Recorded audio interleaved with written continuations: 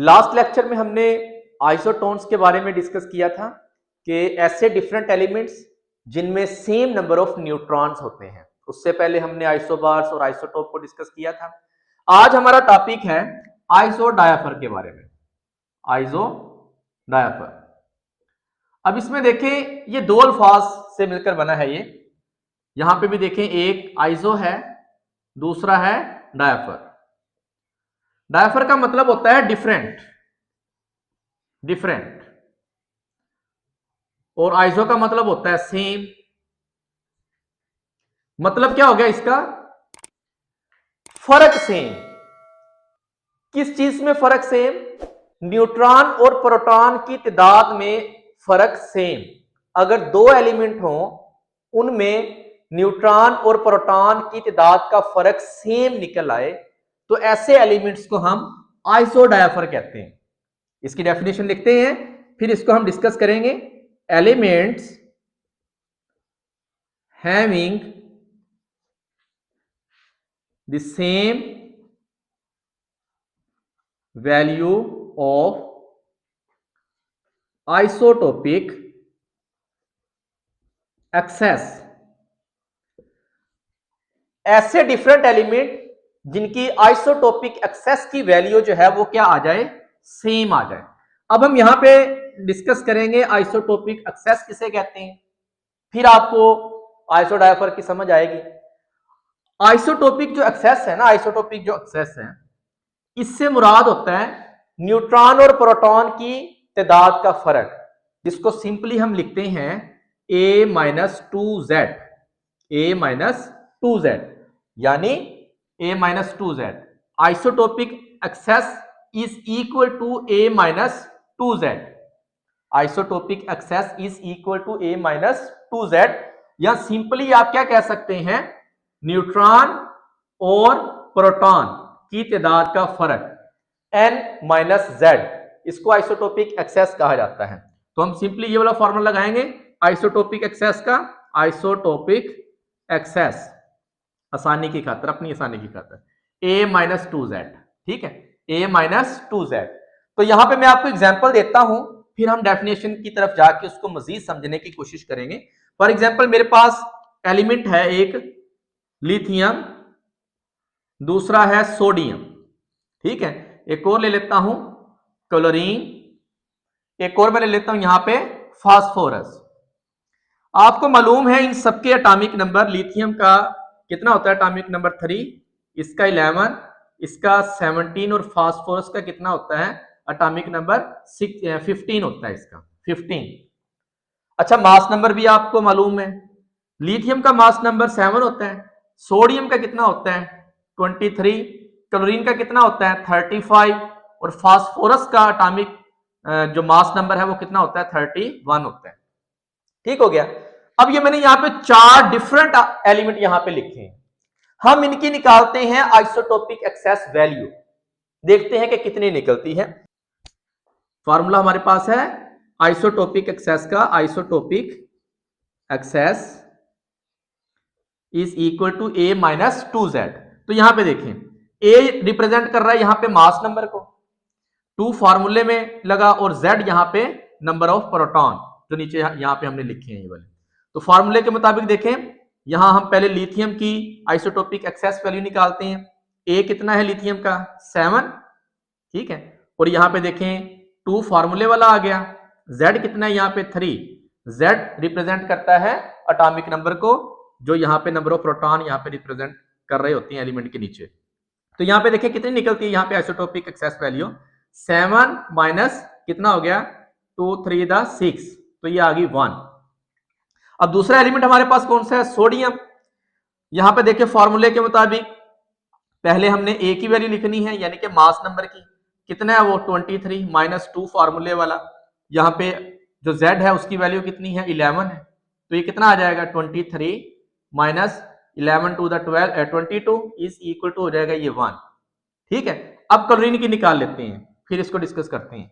Chlorine, chlorine का देखें यहाँ पे मास नंबर कितना है 35 माइनस 2 इंटू जेड कितना है यहाँ पे देखें 17 इज इक्वल टू 35 माइनस 217 का कितना हो गया 34 इज इक्वल टू 1। ठीक हो गया। अब हम यहाँ पे फास्फोरस का निकाल लेते हैं। फास्फोरस का यहाँ पे देखें 31 mass number 2 into 15 is equal to 31 minus 30 is equal to 1। अब जरा गौर करें, ये आपके पास लिथियम की एक्सेस वैल्यू आ गई 1, यहाँ पे देखें। ये आपके पास आ गई जनाब सोडियम की excess value 1, isotopic excess value.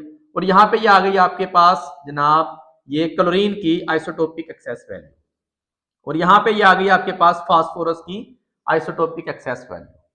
तो इन सब के अंदर देखें कितना आंसर आ रहा है, यहाँ पे इनकी एक्सेस वैल्यू कितनी आ रही है 1 आ रही है ना। तो ऐसे एलिमेंट्स को हम क्या कहते हैं आइसोडायफर कहते हैं, जिसमें आइसोटोपिक एक्सेस वैल्यू क्या आ जाए सेम आ जाए। ऐसे elements having the same value of isotopic excess value, उसको हम क्या कहते हैं elements having the same value of isotopic excess, उनको हम क्या नाम देते हैं आइसोडायफर का नाम देते हैं।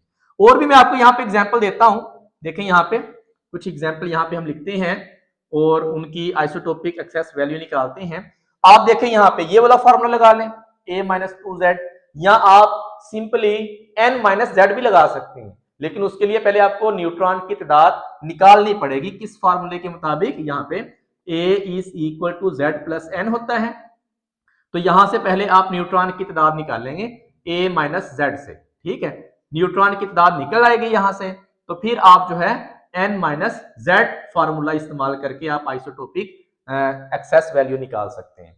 तो सिंपली मैंने ये लिख दिया a-2z, तो ये भी ठीक है। मिसाल में आपको देता हूं, और यहाँ पे देखें इसकी आपके पास दो एलिमेंट यहाँ पे मैं लिखता हूं कार्बन और दूसरा लिख लेता हूं ऑक्सीजन। कार्बन और ऑक्सीजन, आपको पता है कार्बन का एटॉमिक नंबर 6 होता है, ऑक्सीजन का होता है 8। कार्बन का एक आइसोटोप है जिसका मास नंबर होता है 14, और ऑक्सीजन का एक आइसोटोप है जिसका मास नंबर कितना होता है 18 होता है। यहां पे देखते हैं इन दोनों की एक्सेस वैल्यू कितनी निकलती है, आइसोटोपिक एक्सेस वैल्यू। तो हमारे पास आइसोटोपिक एक्सेस वैल्यू का फॉर्मूला क्या है a-2z। ठीक हो गया।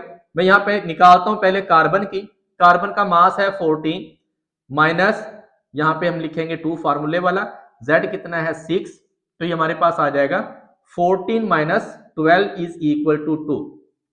अब मैं निकालता हूं यहां पे ऑक्सीजन की एक्सेस आइसोटोपिक एक्सेस वैल्यू, यहां पे देखें 18 minus 2 into 8 is equal to 18 minus 16, यहां पे कितनी आ गई 2।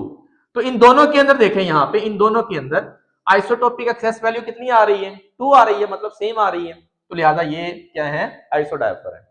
एग्जांपल्स और लेते हैं ताकि आपके कॉन्सेप्ट अच्छे तरीके से क्लियर हो जाए। मैं यहां पे लिखता हूं, इधर देखिए, यहां पे देखें मैं एग्जांपल लेता हूं, किसकी ले लें, अब एग्जांपल आप क्लोरीन की ले लें, क्लोरीन और स्कैंडियम की ले लें, बड़ी जबरदस्त एग्जांपल है। स्कैंडियम का एटॉमिक नंबर आपको पता है 21 होता है और इसका मास नंबर होता है 45। क्लोरीन का जो एटॉमिक नंबर है 17 और यहाँ पे मास नंबर इसका कितना है 37। हम यहाँ पे फॉर्मूला लगाते हैं a-2z, आइसोटोपिक एक्सेस वैल्यू निकालते हैं। क्लोरीन की निकाल लेते हैं पहले, देखें यहाँ पे क्लोरीन का जो मास नंबर है 37 माइनस 2 इंटू जेड कितना है 17, तो ये हमारे पास आ जाएगा 37 माइनस यहाँ पे हो जाएगा 34, तो ये आपके पास आ जाएगा 3। इसी तरह हम स्कैंडियम की निकालते हैं excess value, isotopic excess value 45 minus 2 into 21, तो ये 45 माइनस यहाँ पे कितना हो जाएगा ये 42 हो जाएगा, तो यहाँ पे भी 3 आ गई। ठीक हो गया। तो मतलब सेम वैल्यू है यहाँ पे, इसलिए क्लोरीन और स्कैंडियम ये दोनों क्या हैं आइसोडायफर है। एग्जांपल्स तो बहुत सारी हैं, यहाँ पे मैं एक एग्जांपल और देता हूं और इस टॉपिक को करते हैं हम क्लोज। यहाँ पे क्रोमियम ले लें और दूसरा ले लें आप आयरन। आपको मालूम है क्रोमियम का एटॉमिक नंबर होता है 24 और आयरन का होता है 26। आयरन का एटॉमिक नंबर कितना होता है 26। क्रोमियम का जो मास नंबर होता है ना वो 52 होता है और आयरन का होता है 56। ठीक हो गया। इनकी हम आइसोटोपिक एक्सेस वैल्यू निकालते हैं a-2z से। ठीक हो गया। देखें जरा यहां पे क्रोमियम a कितनी है इसकी वैल्यू 52 माइनस 2 इंटू जेड कितना है यहां पे 24। ठीक हो गया। 52 माइनस कितना हो जाएगा ये 4 और यहां पे हो जाएंगे 8, 48। ठीक है, यहां पे देखिए कितनी निकली एक्सेस वैल्यू, 4 निकली क्रोमियम की। ठीक है, इसी तरह यहां पे हम निकाल लेते हैं आयरन की। आयरन का देखें कितना होता है, इसका मास नंबर कितना है इसका, 56 माइनस 2 इंटू 26। ठीक हो गया, 56 माइनस 52 हो जाएगा ये। तो ये भी यहाँ पे कितना है, 4 यहाँ पे इसकी वैल्यू आएगी आइसोटोपिक एक्सेस वैल्यू की। तो इन सब के अंदर देखें यहाँ पे जितनी भी हमने यहाँ पे एग्जांपल डिस्कस की, जैसे यहाँ पे देखिए लिथियम, सोडियम, क्लोरीन, फास्फोरस, ये सब आइसोडायफर है, क्योंकि यहाँ पे आइसोटोपिक एक्सेस वैल्यू कितनी निकल रही है, यहाँ पे 1 निकल रही है। या कार्बन ऑक्सीजन, कार्बन 14, ऑक्सीजन 18, ये दोनों आइसोडायफर है। ये यहाँ पे देखें 3 वाली हमने एग्जांपल ली, क्लोरीन, स्कैंडियम, ये दोनों आइसोडायफर हैं। क्रोमियम और आयरन, ये दोनों यहाँ पे क्या है, ये आइसोडायफर है।